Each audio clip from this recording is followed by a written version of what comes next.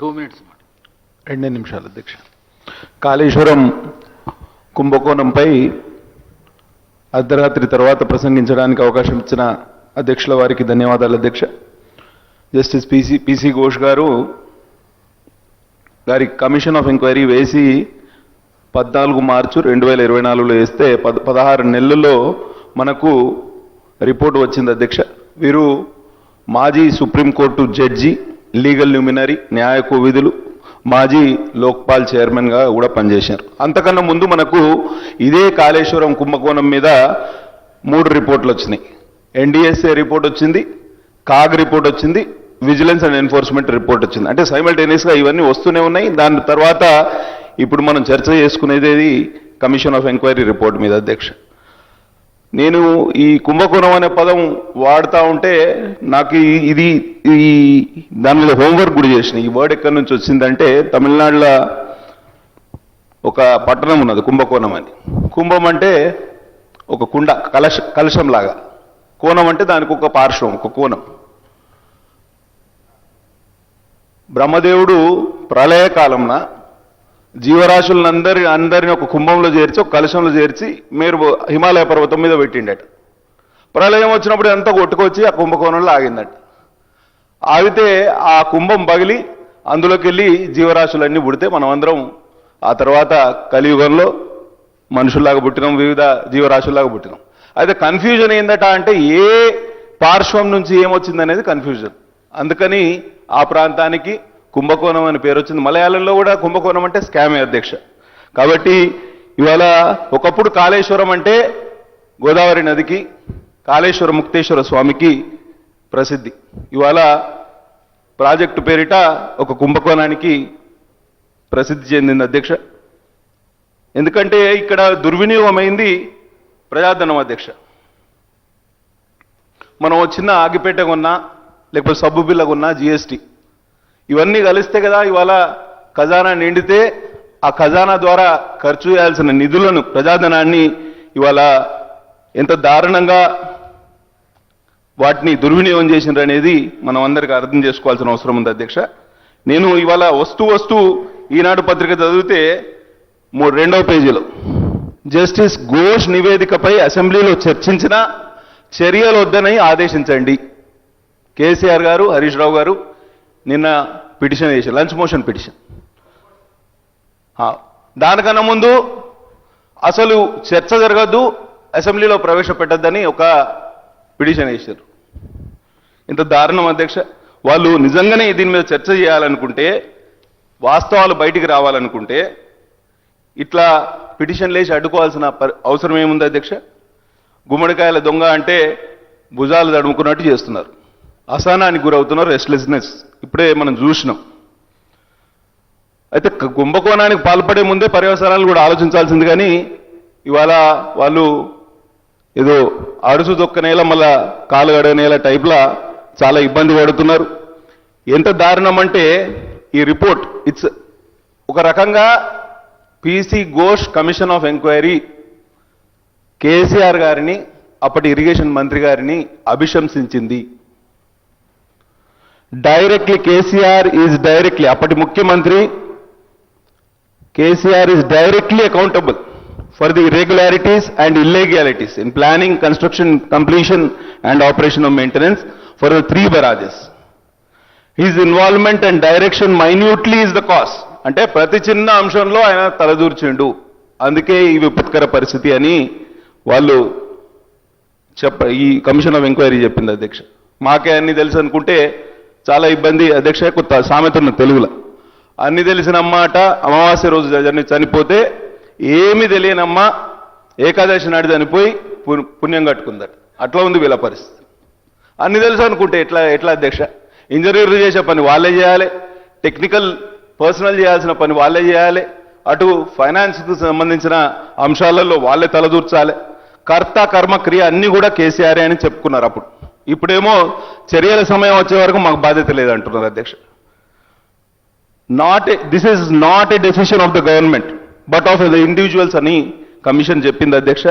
అంటే వ్యక్తుల whims and fancies కోసం ఈ ప్రాజెక్ట్ పూర్తిగా బలైపోయింది అధ్యక్ష. మా ఉమ్మడి ఆదిలాబాద్ జిల్లాలో నాలుగు జిల్లాలు అయితే పూర్తిగా ఎడారిగా మారిపోయినాయి. ఈ తుమ్మిడిహెట్టి దగ్గర నుంచి మేడిగడ్డ వరకు మేడిగడ్డకు ఈ ప్రాజెక్ట్ తరలించడంతో ఆసిఫాబాద్, మంచిర్యాల, నిర్మల్, ఆదిలాబాద్ మాకైతే చుక్క నీరు వచ్చే పరిస్థితి లేదు. మాకు ఎటు చూసినా తలాపన నీరే. అంటే 4 జిల్లాలు చెప్తున్నాను సార్, 4 జిల్లాలు ఉమ్మడి ఆదిలాబాద్ జిల్లాలోని 4 జిల్లాలు అంటే మీ నియోజకవర్గం 10 నియోజకవర్గాలు అనుకుందాం. కాబట్టి నేను చెప్పేది ఏంటంటే మా తలాపున అటు ఒకవైపు పెన్గంగ, ఇంకోవైపు వారదా నది, ఇంకోవైపు నుంచి వైన్గంగ, ఇవన్నీ కలిసి ప్రాణహితగా ఉద్భవిస్తాయి. కింద ఇటు చిన్న చిన్న నదుల గురించి చెప్తున్నారు. చిన్న 1 టీఎంసీ 2 టీఎంసీలు పెద్దవాగు, ఎర్రవాగు, మిగతా నీల్వాయి వాగు, వారి దగ్గర ఉన్న మిగతా ర్యాలీ వాగు, ఇవన్నీ వాగులు కలిస్తే ఇవాళ చాలా తక్కువ. ఇంతకుముందున్న శాసనసభ్యులు చెప్తా ఉండే మేడిగడ్డ దగ్గర నీళ్లు లేవు, కానీ ఇక్కడ మన తుమ్మిడిహెట్టి దగ్గర నీళ్లు లేవు, కానీ మేడిగడ్డ దగ్గర నీళ్లు ఉన్నాయి. అది శుద్ధ అబద్ధం అధ్యక్ష. ఎందుకంటే మధ్యలో పెద్ద క్యాచ్మెంట్ ఏరియా కూడా లేదు. ఒక 100 కిలోమీటర్ల డిస్టెన్స్ ఉండవచ్చు, కానీ పెద్ద క్యాచ్మెంట్ ఏరియా ఏది లేదు. అక్కడ మిగతా నీళ్ళు వచ్చే అవకాశం కూడా లేదు. చిన్న చిన్న నదులే, ఉపనదులే, రివులెట్సే ఉన్నాయి, అక్కడ రివర్స్ కూడా లేవు. కాబట్టి నేను ఇంకొకటి ఈ రిపోర్ట్లో చదువుతా ఉంటే CM is predetermined and bent upon the construction of barrage at Medigadda. అంటే ముందే ఫిక్స్ అయిపోయారు. He has a prefixed idea that the barrage should be built at Medigadda. ముందే డిసైడ్ అయిపోయి వ్యాప్కోస్కు డిపిఆర్ కోసం వారికి డబ్బులు ఇచ్చేసి, వాళ్లకు కాంట్రాక్ట్ ఇచ్చేసి అక్కడనే కట్టాలని డిసైడ్ చేసినారు. ఎందుకు డిసైడ్ చేసినారు అనేది ఒకసారి మనం అందరం ఆలోచించాల్సిన అవసరం ఉంది. ఎందుకంటే తుమ్మిడిహెట్టి దగ్గర కడితే వారికి అప్పటికే ఆ ప్రాజెక్టు 11,000 కోట్ల రూపాయలు ఖర్చు పెట్టారు. కాంట్రాక్టర్లు ఆల్రెడీ అసైన్ అయిపోయారు. ఇక్కడ కడితే పేరు రాదని, ఇక్కడ కడితే కొత్తగా కాంట్రాక్టర్లు అసైన్ చేయలేమని, ఇక్కడైతే కమిషన్లు రావనే దురాశతోటి మేడిగడ్డకు తీసుకుపోయారు అనేది మనందరికీ ఇప్పుడు తేటతెల్లం అవ్వాల్సిన విషయం అధ్యక్ష. The CM has directed authorities failure in operation and maintenance లో రోల్ ఆఫ్ సీఎం గురించి ఉటంకిస్తూ the chief minister has directed authorities to store water in barrages to the full capacity. He has given orders. The barrages are supposed to be just a diverting mechanisms, diverting structures. Divert చేయాల్సిన బరాజును ఇవాళ full storage తీసుకొచ్చి అవి కుంగిపోవడానికి, కృషించిపోవడానికి, ఇవాళ breach కావడానికి ఆస్కారం ఏర్పడుతుంది. అప్పటి irrigation minister intentionally he did not consider the report of expert committee. అదే మనం రిటైర్డ్ ఇంజనీర్స్ కమిటీ అనుకున్నాం. Irrigation minister allowed the then CM to fulfill his desire. అంటే మామ కళ్ళల్లో ఆనందం చూడడానికి అల్లుడు గారు తాపత్రయపడ్డారు. అడ్డదారులు కూడా దొక్కిరు అనేది అందరికీ అర్థమైన విషయం. It's a clear what you say impeachment of the then chief minister as well as the minister there.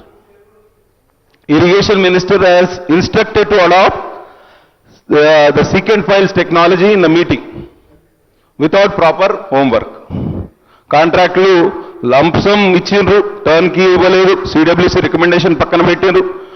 అసలు అన్నారం సుందిల్లా బ్యారేజీలు ఎక్కడ కట్టాలని వ్యాప్కోస్ చెప్పిన దానికి వాళ్ళు కట్టిన దానికి చాలా వ్యత్యాసం ఉంది అధ్యక్ష.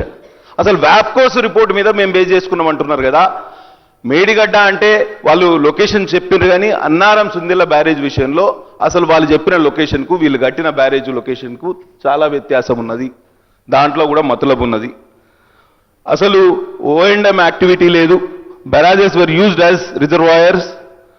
ఇందులో పొలిటికల్ లీడర్స్ బాధ్యత ఎంత ఉంది అని అంటే ఒకసారి ఆలోచన చేయండి. దాంతోపాటు ఐఏఎస్ ఆఫీసర్లు, ఇంజనీర్లు, ఈఎన్సీ, సిఈ, ఎస్సీఈ అందరి పేర్లు ఇందులో ఉటంకించడం జరిగింది. కాంట్రాక్ట్ సంస్థలు ఎల్ఎన్టీ, ఆఫ్కాస్, ఇంకోటి నవయుగ. నేను ఒక్కటే ఏం చెప్తున్నా అంటే చిన్న రాష్ట్రం, కొత్తగా ఏర్పడ్డ రాష్ట్రం అధ్యక్ష, అప్పుడే బాలారిష్టాలు దాటుతున్న రాష్ట్రం, బాల్యం నుంచి కౌమార దశకు పోతా ఉంటే ఇంత పెద్ద ఎత్తున 87,500 కోట్ల రూపాయలు అప్పు చేసి ఈ ప్రాజెక్టును ఒక 2-3 సంవత్సరాలనే కంప్లీట్ చేయాలనే దురాశతోటి ముందుకు పోవడంతో ఇవాళ నష్టాన్ని ఎవరు పూడ్చలేని పరిస్థితి వచ్చింది అధ్యక్ష. కాబట్టి నష్టాన్ని ఎవరి నుంచి రికవరీ చేయాలనేది మనం ఒకసారి ఆలోచన చేయాలి. ఏజెన్సీ నుంచి రికవరీ చేయాలన్నా లేక అవినీతి నుంచి పాల్పడే ఈ కేసీఆర్ కుటుంబం నుంచి మనం రికవరీ చేయాలనేది మనం ఒక స్థూలంగా ఒక ఆలోచనకు రావాల్సిన అవసరం ఉంది అధ్యక్ష. అట్లనే ఐఎమ్ గోయింగ్ టు కన్క్లూడ్ అధ్యక్ష. ఇప్పుడు ఎన్డీఎస్ఏ రిపోర్ట్లో లోపాలు బయటపడ్డాయి, ఈ సిఏజీ రిపోర్ట్లో ఫైనాన్షియల్ ఇర్రెగ్యులారిటీస్ బయటపడ్డాయి, విజిలెన్స్ అండ్ ఎన్ఫోర్స్మెంట్ రిపోర్ట్లో ఇంజనీరింగ్ అఫీషియల్స్ దాంతోపాటు ఎవరెవరు తప్పు చేసిండ్రండి. నేను ఒక్కటే అడుగుతున్నా, ఏసీబీ రైడ్ చేస్తే అప్పటి ఈఈ గారు శ్రీధర్ గారి ఇంట్లో 200 కోట్ల అక్రమాస్తులు దొరుకుతాయి. కేవలం ఒక ఈఈ గారి ఇంట్లో 200 కోట్ల అక్రమాస్తులు దొరికితే అప్పటి ఈ అవినీతి పరుడు అవుతాడు, అప్పటి ముఖ్యమంత్రి నీతిమంతుడు ఎట్లయితాడు ఒకసారి ఆలోచించాల్సిన అవసరం ఉంది అధ్యక్ష. అప్పటి ఈఎన్సీ గారు హరిరామ్ గారి ఇంట్లో 400 కోట్ల డిస్ప్రపోర్షనల్ అసెట్స్ దొరికితే అప్పటి ముఖ్యమంత్రి గారికి సంబంధం లేదా అధ్యక్ష? వారు ఎట్లా నీతిమంతులు అవుతారు ఒకసారి ఆలోచన చేయండి. ఇవాళ rampant and brazen procedural lapses and financial irregularities, colossal waste of public money, వ్యక్తిగత నిర్ణయాల వలన ఈ ప్రాజెక్టు గుదిబండగా మారిందని సుస్పష్టంగా ఈ కమిషన్ చెప్పడం జరిగింది. నేను ఇవన్నీ ఒక ఎత్తు అయితే దీనికి ప్రత్యామ్నాయం ఏందనేది మనం ఒకసారి ఆలోచన చేయాల్సిన అవసరం ఉంది అధ్యక్ష. ఇవాళ తుమ్మిడిహెట్టి దగ్గర నీళ్లు లేవు అని చెప్పడం శుద్ధ అబద్ధం అధ్యక్ష. The reason that there is no availability of water at Tummidihatti, for that reason the construction of barrage is shifted from Tumdihetti to Medigadda does not appear to be sincere and honest. దాంట్లో చిత్తశుద్ధి లేదు, నిబద్ధత లేదు. మీరు కావాలనే ఈ ప్రాజెక్టును మేడిగడ్డలో కడుతున్నారని ఈ రిపోర్టు తెలపడం జరిగింది అధ్యక్ష. ఈ సంవత్సరం ప్రాణహిత ద్వారా గోదావరిలో ఇప్పటి వరకు కలిసిన నీళ్ళు ఎన్నో తెలుసా అధ్యక్ష? చాలా మంది అంటారు తుమ్మిడిహెట్టి దగ్గర నీళ్ళు లేవని.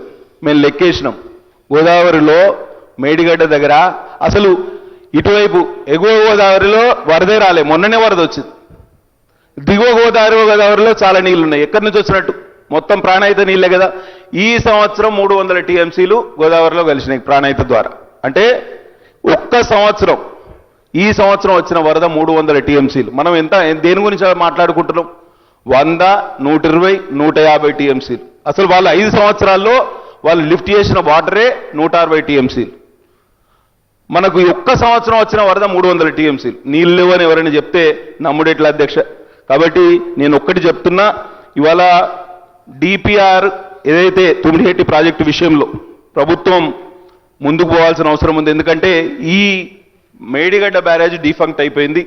మరి దానికి రిపేర్ చేస్తే అవుతుందా లేదా, లేకపోతే సుందిల అన్నారంని ఎట్లా చేయాలి, దాంట్లో కూడా కింద దెర్ ఆర్ లీకేజెస్ అని చెప్తున్నారు. కాబట్టి దాని ప్రత్యామ్నాయం, ఎందుకంటే ఇదివరకే కొంతవరకు కెనాల్ అయిపోయింది తుమ్మిడిహెట్టి నుంచి ఎల్లంపల్లి వరకు. కాబట్టి ఇంకా 2 నెలలు అయిపోతే ఈ ప్రభుత్వానికి 2 సంవత్సరాలు పూర్తవుతాయి. 22 months, ఇప్పటికే 22 నెలలు అయిపోయింది.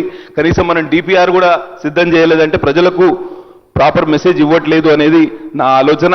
కాబట్టి what is the way forward? The way forward is, I think it's either Wardha నది మీద కడతారా, ప్రాణహిత నది మీద కడతారా, ఎల్లంపల్లి వరకు గ్రావిటీ ద్వారా ఎట్లా తీసుకొస్తారు అనేది స్థూలంగా మనం ఆలోచించాల్సిన అవసరం ఉంది అధ్యక్ష. దీంతో పాటు కమిషన్ ఆఫ్ సిఓఐ రిపోర్ట్తో పాటు యాక్షన్ టేకన్ రిపోర్ట్ కూడా జోడిస్తే ఒక 1 నెల రోజులు టైం ఉండింది మనకు.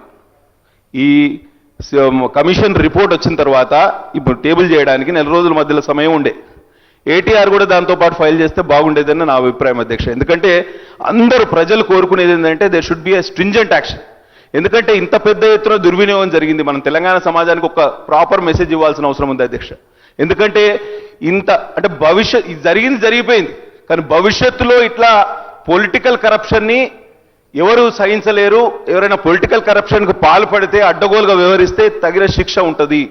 ఎట్లయినా ప్రజలు వాళ్ళని శిక్షించారు, కానీ దాన్ని మించి చట్ట ప్రకారం వారిని శిక్షిస్తామనే స్ట్రాంగ్ మెసేజ్, ఒక బలమైన మెసేజ్ మనం తెలంగాణ సమాజంలో ప్రవేశపెట్టాల్సిన అవసరం ఉంది అధ్యక్ష. కాబట్టి యాక్షన్ టేకన్ రిపోర్ట్ విషయంలో మీరు కొంత హోంవర్క్ చేసి ఎంత త్వరగా వీలైతే అంత స్ట్రింజెంట్ యాక్షన్ పాసిబుల్, చట్ట పరిధిలో ఎంత స్ట్రింజెంట్ యాక్షన్ పాసిబుల్ అయితే ఆ శిక్ష వారికి పడుతుందని మనస్ఫూర్తిగా ఆశిస్తూ, ఎందుకంటే ఇది ప్రజాధనం దుర్వినియోగం అయింది.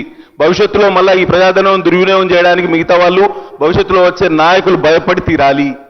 కాబట్టి ఆ మెసేజ్ కోసమైనా మనం స్ట్రిక్ట్ యాక్షన్ తీసుకోవాలని నేను సభను కోరుతూ అట్లే ముఖ్యమంత్రి గారిని కోరుతూ సెలవు తీసుకుంటున్నా. జై హింద్.